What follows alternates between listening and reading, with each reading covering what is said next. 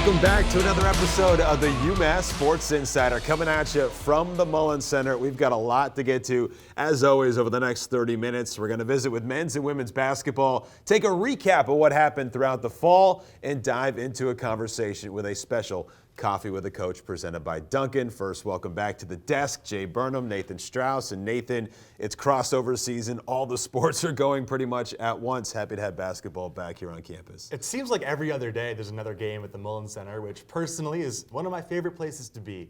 Come those dark, dark winter months, no more daylight saving time, but plenty of light inside the bill. Let's get to our fall recap. Women's soccer, men's soccer, field hockey, those seasons are done. Nathan, let's start with a recap here for women's soccer. Another good year for UMass women's soccer. They closed out the year 5-9-5, earning a 7 seed in the A10 tournament before eventually falling to number 2 Dayton to end the year. They have made the postseason in all 5 years under head coach Jason Dowiak. They were led by grad student Lauren Bonavita, all A10 first-teamer. She had 10 goals and 21 points in her final year as a Minutewoman. Men's soccer finished 7-4-7, closed out the regular season at home against ranked Dayton with a 2-1 victory. 2022 marked the 3rd consecutive winning season for head coach Fran O'Leary. The Minutemen drew an 8 seed in the A10 tournament and fell short to the number 1 seeded St. Louis Billikens by a 1-0 result. For the Minutemen, Alec Hughes was named the co-offensive player of the year in the conference. The ranked Minutewoman field hockey team finished the season at number 20 with a 14-6 record, including a 6-1 tally in A10 play. The Minutewomen reached the A10 championship game, but fell to number 8 ranked St. Joseph's by a final of 3-0. Mally Herberhold led the Minutewomen in scoring with 23 points, while Jess Beach closed out the year with 19 points, including a team-high 8 goals. Those are the fall sports. They're done. Sports currently in progress include the Massachusetts Minutemen football team. They dropped a heartbreaker on the road last week against Arkansas State, 35-33, with a failed 2-point conversion as the ball was at the 1-inch line with time expiring. UMass had their best offensive performance of the year, outgaining the Red Wolves 475-275. Running back Ellis Merriweather ran for a season-high 122 yards with 2 touchdowns. The Minutemen are on the road this weekend at Texas A&M before they wrap up the year at home against Army for Military Appreciation Day on November 26th. The UMass women's basketball team is off to a 2-1 start to the year after opening the season with a dominant 72-57 win over Central Connecticut State. They followed that up with an impressive performance on the road against number 5 Tennessee, falling 74-65. They bounced back with a win over Maine at home by a final of 67-54. Through 3 games, Sam Breen is averaging a double-double with 20 points a game and 10 rebounds, while Sydney Taylor is at 13 points per contest. Up next, the Minutewomen have games at Harvard on Friday and at UMass Lowell on Tuesday. They'll be back at home November 30th to take on Yale. They got that FIU Thanksgiving Classic as well before they return home. Meanwhile, the men's basketball team opened up the season with a 94-67 performance in a win over Central Connecticut State. UMass had 6 players finish in double figures, led by TJ Weeks and his 16 points. Junior forward DeAndre Dominguez matched his career high with 15 points off the bench. UMass followed up the win with their first loss of the season last week to an experienced Towson team, 67-55. The Minutemen continue action this week in South Carolina for the Myrtle Beach Invitational with 3 games in 4 days starting Thursday against Colorado. They will not be back at the Mullins Center until December 5th against Albany. Meanwhile, we mentioned UMass hockey. Well, they're on their way to the Friendship 4 to Northern Ireland. We hope you're able to check those games out on our streaming platforms. Meanwhile, we talked about men's and women's basketball. We get to visit with the women's basketball team. We've got 2 of the captains, Sam Breen and Destiny Philoxy, talking about their return to UMass entering their final years of eligibility. To play another year at UMass was kind of a no-brainer for me, honestly. In my mind, want to prolong going into the real world as long as possible, and 2, just want to play as long as possible, and knowing we did something special last year and kind of just wanting to repeat that. Obviously, last year would have been a good year to end on, but it would make it 10 times sweeter to do it all again. Me personally, the reason why I came back was it was more off the court than on the court, just getting more experience with my future broadcasting. And on the court, I've been with the same people for a good 2-3 years now, and they're like my sisters, so why not have another year playing with them and experience the same thing, but even better. And I'm not ready for the real world at all, so why not one more year of college? I'm a huge fan of Destiny's broadcasting abilities. I would watch her on anything. Any topic, I need her covering it. When it comes to being on camera, I actually do feel comfortable. I was a camera type of person. I like being on camera. I like to make jokes and make people laugh, and I feel like the camera is an easier way for people to understand and know me as a person and get to know me as Destiny. She's a natural, is what she meant to say. That's what she meant to say. Yeah, long story short, I'm a natural.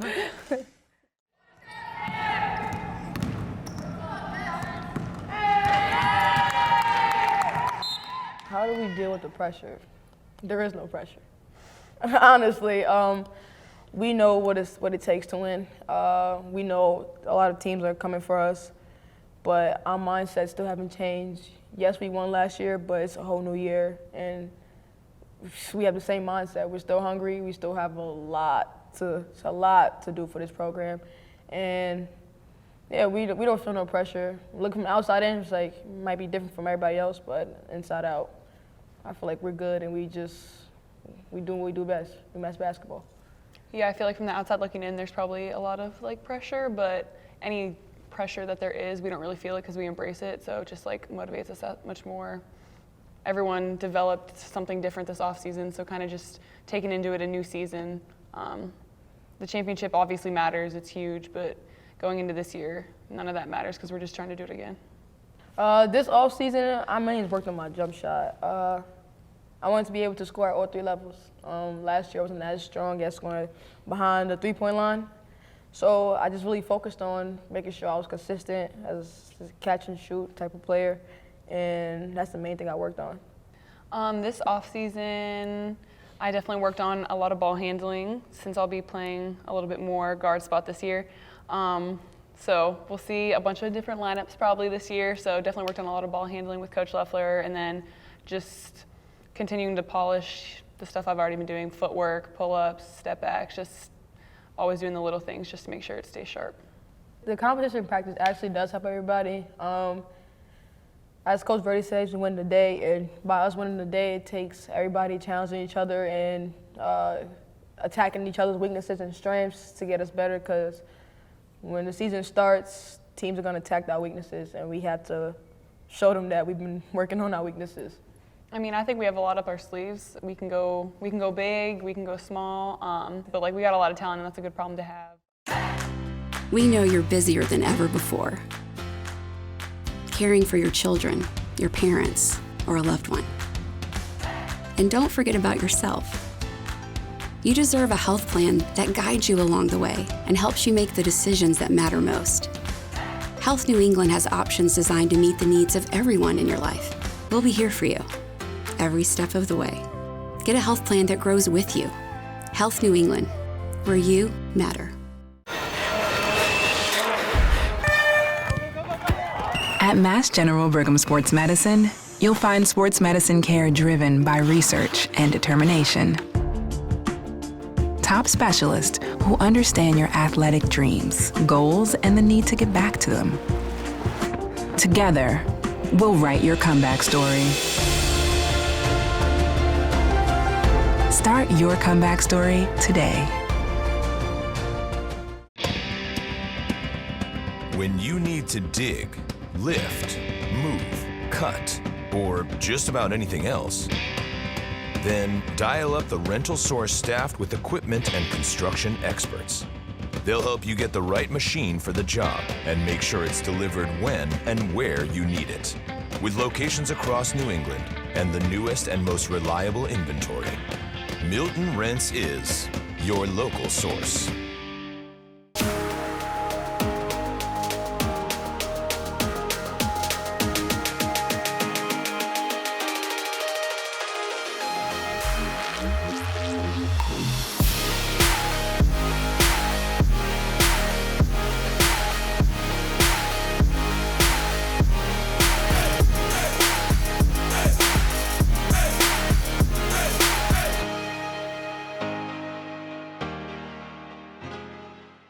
At what point in your life did you think, hey, I have a chance to play college basketball at the highest level? This was my junior year of high school. I didn't know anything about Division I basketball. I was just traveling with AAU teams, just playing, and coaches had a high interest in me and in my level of play. And then right then and there, I just knew if I could go to school on scholarship, that would be perfect. So, yeah. So tell us, how did you get to Hofstra? What was the pull there and the connection? Getting to Hofstra, it was easy. It was home. It was in Long Island, so that's in New York. Not too far away from where I live in Brooklyn. So that way I could have family come over and watch me play. It was an easy transition for me. Speedy Claxton, he was the main influence of me going to Hofstra. I had a great relationship with him and a lot of great years there. So. And then you stayed on Long Island. You went to Yeah. LIU. You got Coach Kellogg. What led you to making that jump and that decision? After Hofstra, after I graduated from Hofstra, I just wanted a new scenery, a new look, new school, and DK's LIU program, popped out to me. They had a great academic program there, so yeah, that's what. Tell us what you got your first degree in at Hofstra. What was the focal point? The first degree at Hofstra was criminology. Yeah, so. Is that something that you're interested in pursuing at some point? Yeah, but more on the tech side of criminology, like cybersecurity and stuff like that. So.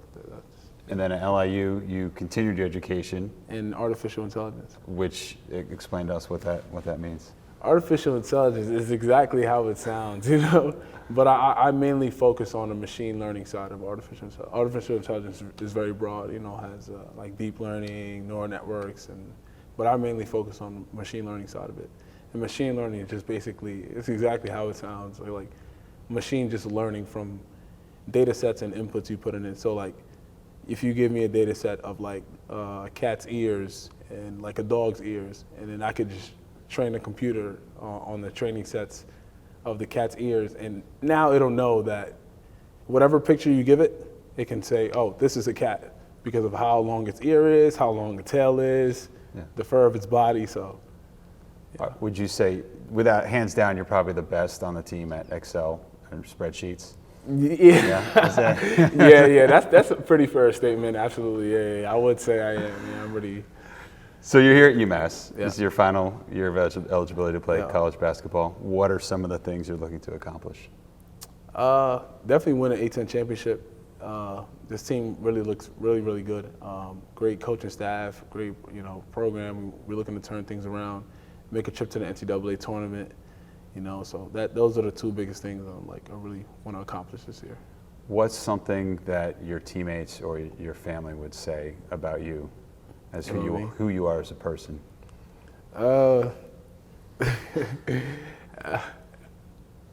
Cool, kind, loving person, smart guy. Everyone likes to call me a geek around here and stuff like that. They think I build computers, but.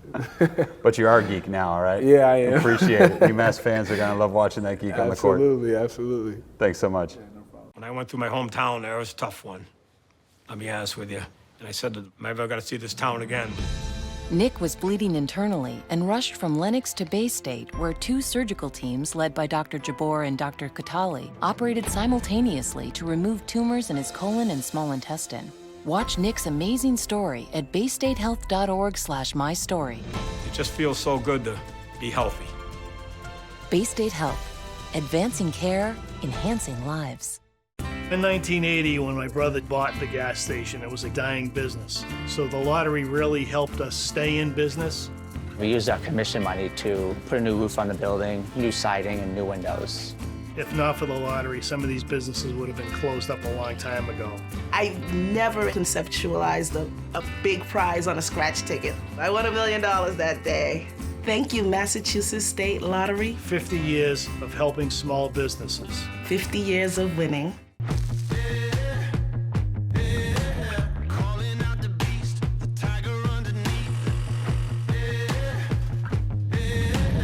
I'm going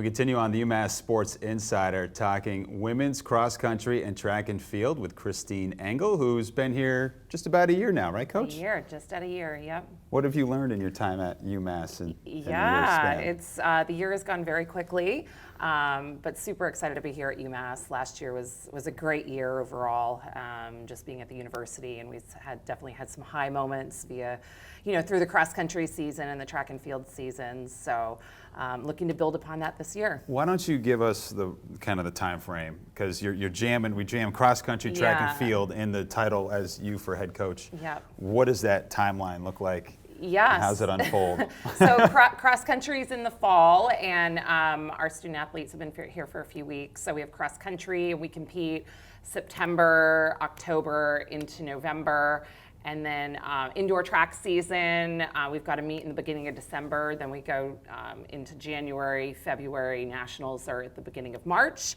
And then outdoor track is March, April, May into June. So doesn't stop, full year. does it? No, it does not stop. And we love it. where do you see this program now kind of in its strengths of those different areas? Yeah. Which one do you feel like plays best to what you have on the roster? Yeah, when we look at our, the full track and field group, we're coming off of winning the A-10 championships last spring, which I feel was a total team effort. We had some big points in the throws and the jumps, sprints, and distance. So it was a collective effort for sure, which we're a very well-rounded team, and we hope to keep that philosophy going, and we're excited about the people we have coming back and some of the newcomers we have coming in. What is you look at the success and those that have had success here, going on Olympic success, how does that help in terms of what you're trying to do to recruit kids to? Yeah, for sure. I'm a big believer success, breeds success, and people want to be part of a winning program and one with tradition. Certainly you mentioned Heather, or alluding to Heather, extraordinary athlete while she was here at UMass, and obviously had built upon that success in her pro career and, making the Olympic team, and it just is such a great reflection on UMass. And like I said, we're hoping to build upon some of the successes we had last year and the history of success that this program has had. What, outside of that success, when you're talking with potential student athletes of coming here to the university, what do you tell them about the University of Massachusetts? Oh yeah, I mean it's got an incredible academic reputation. So we typically start there. Track and field athletes are generally pretty committed to their academic success and have big goals academically and what they want to do with their career. So we generally start there and then kind of talk about the great area. Amherst is such a great college area, great little town. From a running perspective, there's incredible running areas around here. Oh my God, dude, trails, mountains, you name it, yeah. It's wonderful, and this region, such a competitive region for our sport as well. So we kind of go through our little, bullet points that make UMass a really attractive place. How many miles a week do you run? Not as much as I used to. But as far as our team on the distance group, we're pretty broad spectrum. So yeah. Right. Coach, thanks so much. We're looking forward to seeing your squads this year. Thank you Thanks so so much for stopping by. Thank you. I appreciate it.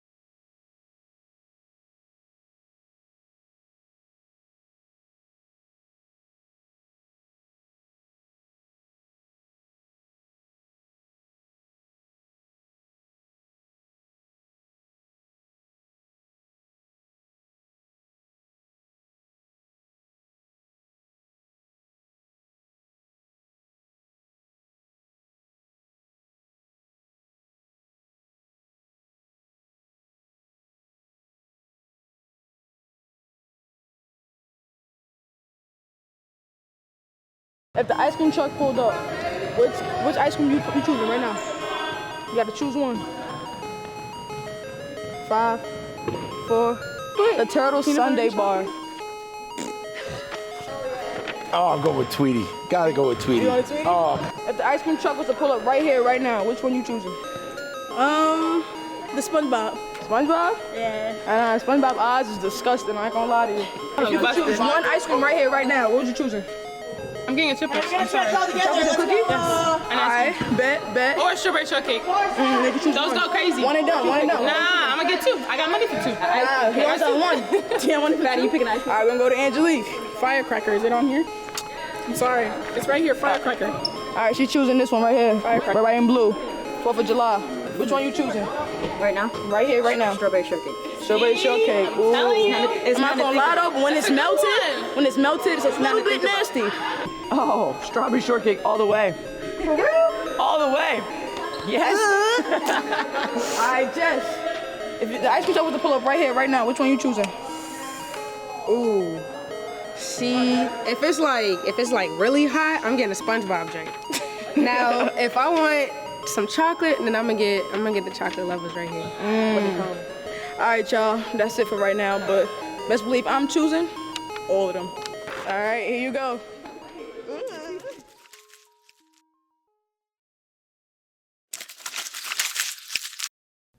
And we continue on the UMass Sports Insider. Time for our Coffee with a Coach, presented by Duncan. And today, we got a little twist. We have a coach and a student athlete. I'm joined by men's soccer captain Ryan LeVay. Ryan, thanks for being here today. How you doing? Yeah, no problem. Doing well. How are you? Great. Before we get to your coaching experience, we're doing a little recap here on the show about how the fall sports have ended up. Give us a little synopsis as to, the finish that you guys had on the men's soccer side. I think it was a great season. We got off to a really great start, went on like a 5-game win streak, and then we went on a little bit of a wobble with a couple of ties, and it was frustrating because we weren't losing games, but with that new rule coming into play with no overtime, it did make us tie a couple more games, but towards the end of the season, we started to get our groove back, and we got some big-time results, and on senior day, we got a result against Dayton, which got us in the playoffs, so that was a great experience.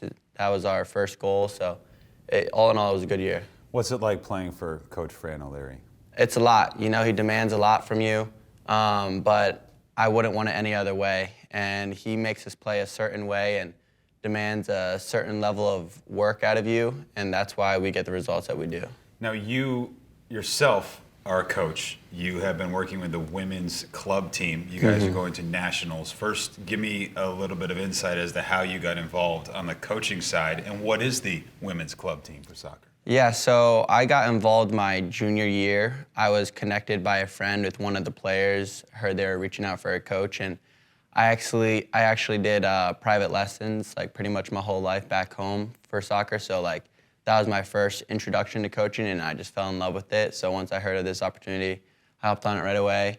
And I coached my junior year, and I got to coach again this year, and it's been great. It's been a lot, being a student athlete, also academics and coaching. And these girls definitely want to practice a lot. We're having 4 practices a week, but it's been a great experience so far. Where do you find the time? I know the demands of a student athlete are one thing, but then working with this team must be a whole nother world. Yeah, I also have a co-coach who's been able to help me out when we travel. We go on our way to Davidson, Clemson, so he'll step in for me there. But it's really just time management, trying to get the academics done because I'll go straight from my practice to my club practice, and then coming back, finishing up the rest of the homework that I had. But it's been a good time. You guys are pretty good because you're going to the Nationals, which will be in Texas at the end of the month. Tell us about what that experience is going to be like for this team and what the strengths of your club team are. Yeah, so this year we took a bigger roster. So last year I actually coached the B team, and this year they wanted to make a super team because we had an A and a B team.